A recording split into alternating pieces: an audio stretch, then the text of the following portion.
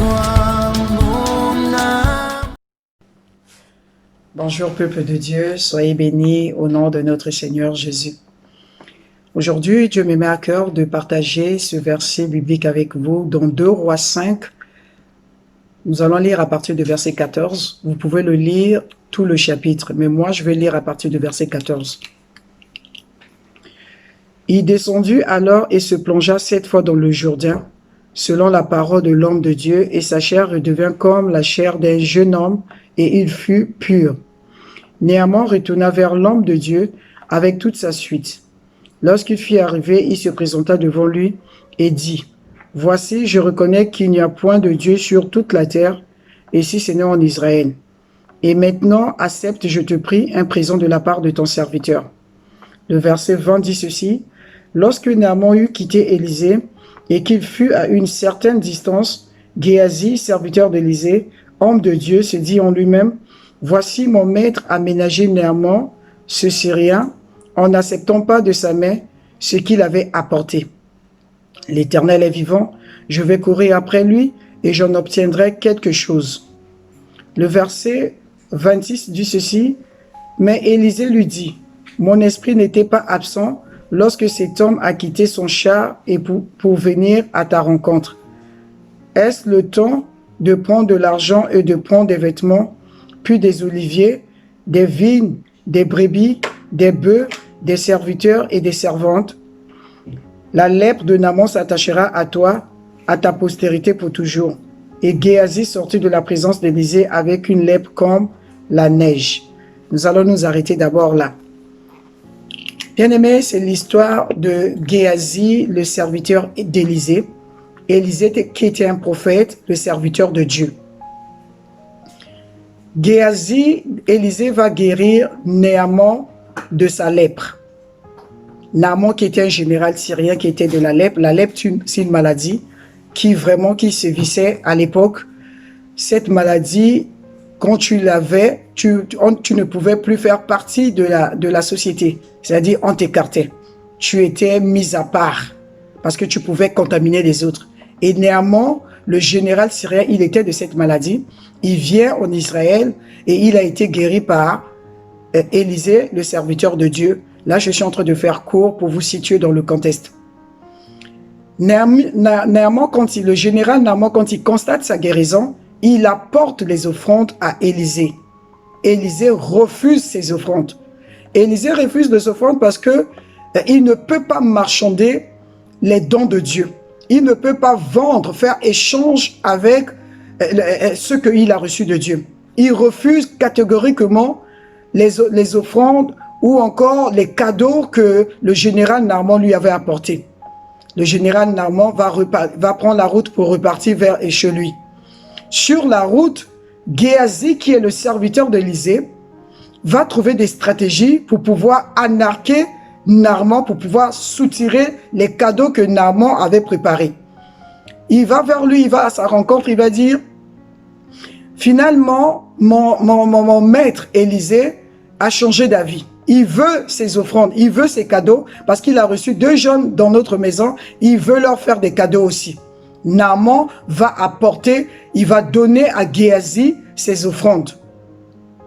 Au verset 26, nous avons lu, et Élisée va dire à Géasi, quand tu es parti à la rencontre de Naaman pour prendre ses cadeaux, mon esprit te voyait.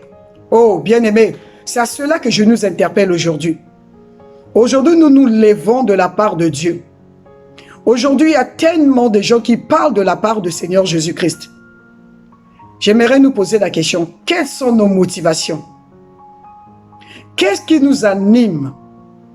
Est-ce que c'est la cupidité? Ou c'est parce que nous avons compassion pour les brebis, nous avons compassion pour le peuple de Dieu, nous avons compassion de la société qui est en train de périr? Quels sont le but?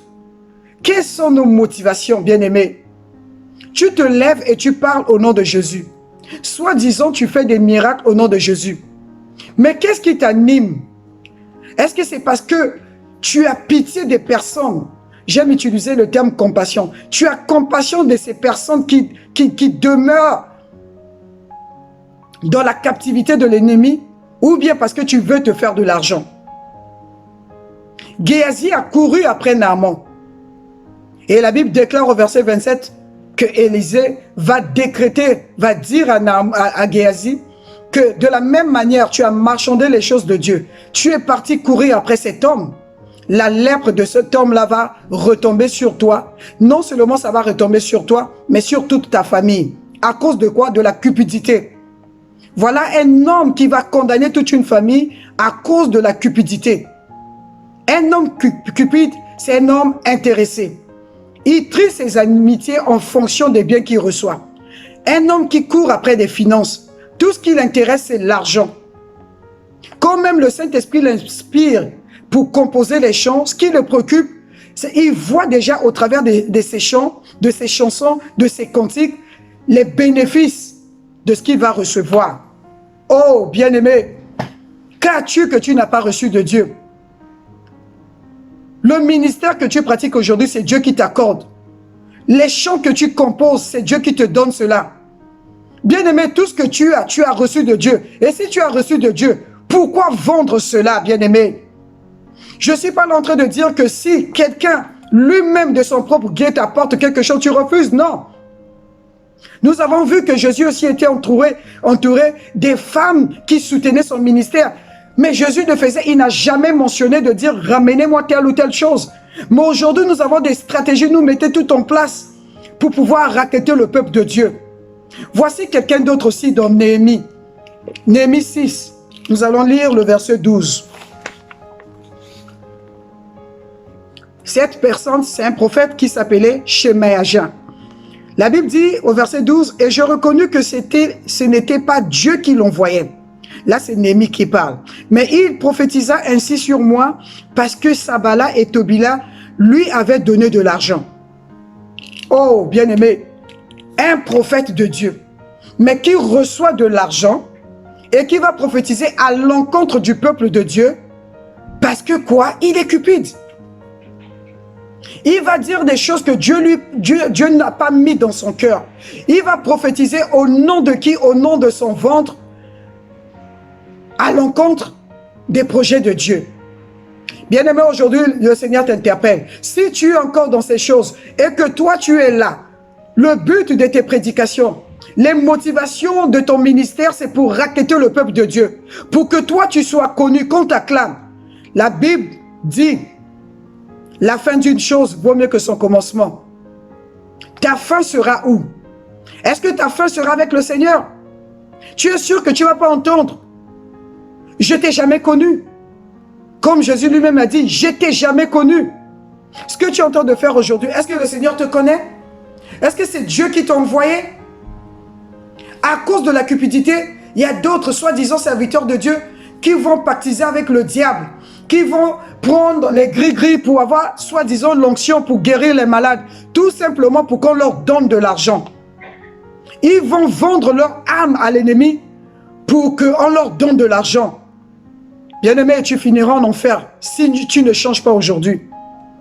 Je ne te condamne pas. C'est ce qu'Élisée a fait avec Géasi. Il l'a condamné carrément. La lèpre est tombée sur lui à cause de la cupidité. Géasi, comment on reconnaît ces faux serviteurs de Dieu? Comment on reconnaît les cupides? Ils sont dans l'incapacité de guérir. Ils sont dans l'incapacité d'apporter un message qui change des cœurs. Leur message est tellement superficiel. Nous avons vu Géasi, il était incapable de guérir le fils de la Sunamite. Malgré les recommandations d'Élisée, Élisée va lui envoyer d'aller guérir la femme, le fils de la Sunamite, et il était incapable. Parce que Dieu connaît le cœur. Bien-aimé, Dieu connaît ton cœur. Si ton cœur est mauvais, Dieu ne peut pas t'accorder la profondeur de sa révélation. Tu vas rester dans le superficiel. Le fait de donner à Dieu, c'est d'abord nous-mêmes. Nous nous sommes donnés à Dieu. C'est pour cela que nous donnons les offrandes, bien-aimés. Dieu n'est pas impressionné parce que tu lui apportes. Parce que tout ce que tu lui apportes vient de lui. Les offrandes que tu apportes, les dîmes que tu apportes viennent de l'Éternel. Ce qui impressionne Dieu, ce qui intéresse Dieu, c'est d'abord toi. Je m'adonne à Dieu.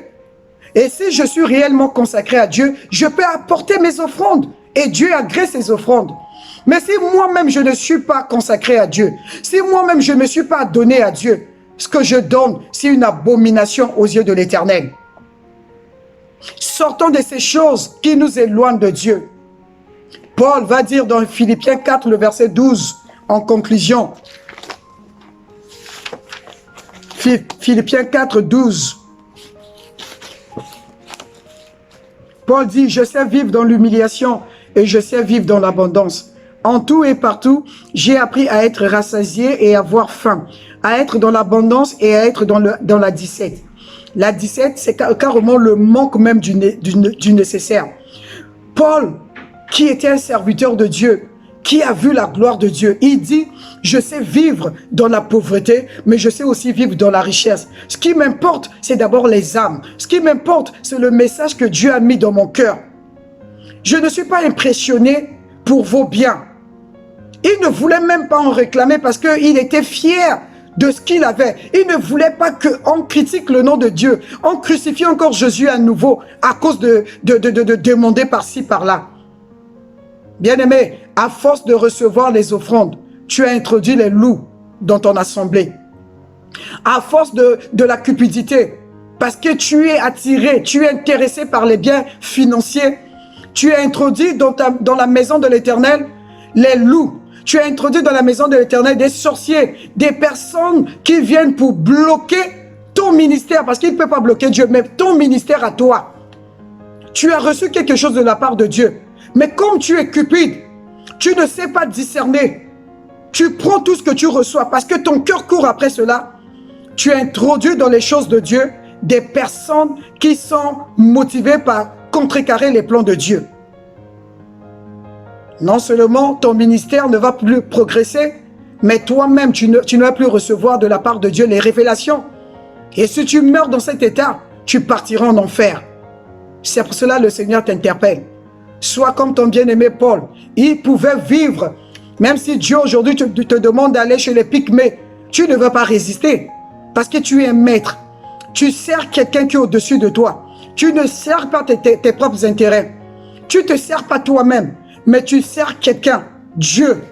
Et si Dieu te dit va à gauche, tu partiras à gauche. Tu ne vas pas trier les endroits.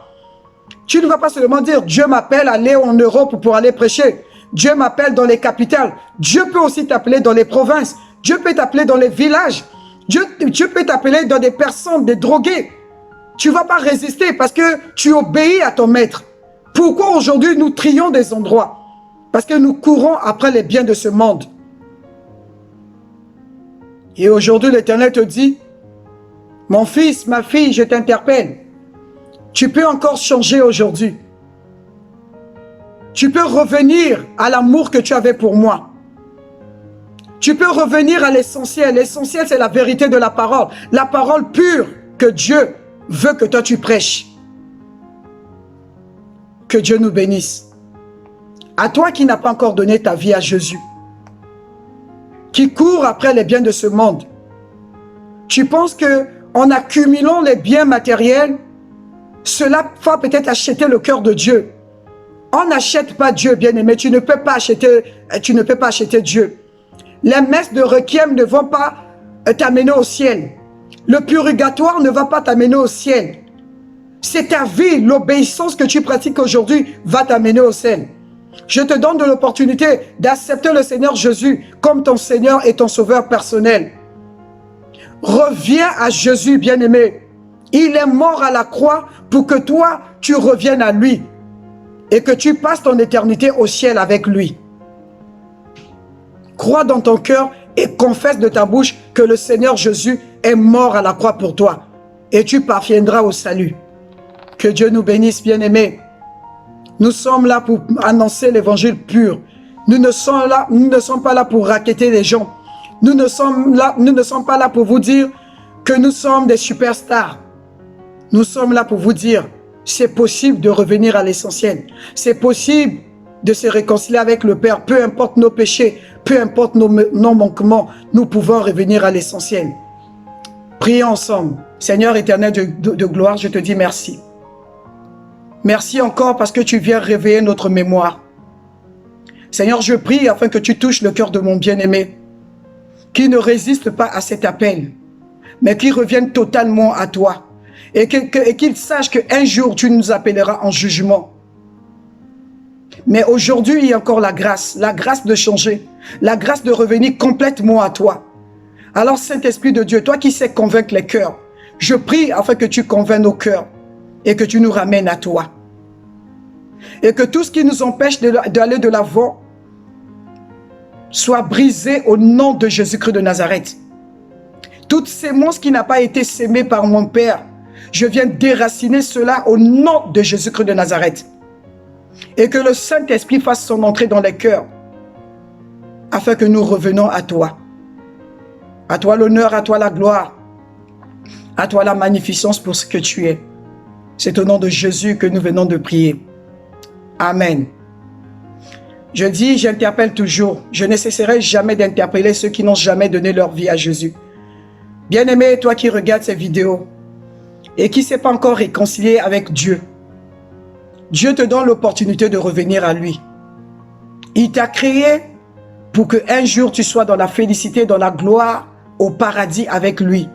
Il ne t'a pas créé pour rendre ton corps esclave du péché. Aujourd'hui, si tu écoutes cette interprétation, cette interpellation plutôt, tu peux revenir à l'Éternel, complètement, totalement à lui. Lui, il te connaît, il ne t'accuse pas. Les hommes peuvent t'accuser, mais Dieu te connaît. Quand tu pratiques le mal, Dieu voit. Mais il lance cet appel pour te dire que tu es mon fils bien-aimé. Je t'ai créé pour que toi, que tu sois dans ma présence. Je ne t'ai pas créé pour que tu sois loin de moi. Alors, bien-aimé, donne ta vie à Jésus. Accepte-le comme ton Seigneur et ton Sauveur personnel. Reçois-le au nom de Jésus-Christ de Nazareth. Alléluia. Je vous bénis, bien-aimés. Laisse que le Dieu de la Bible vous fortifie et vous accompagne tout au long de cette journée. Au nom de Jésus-Christ de Nazareth. Amen.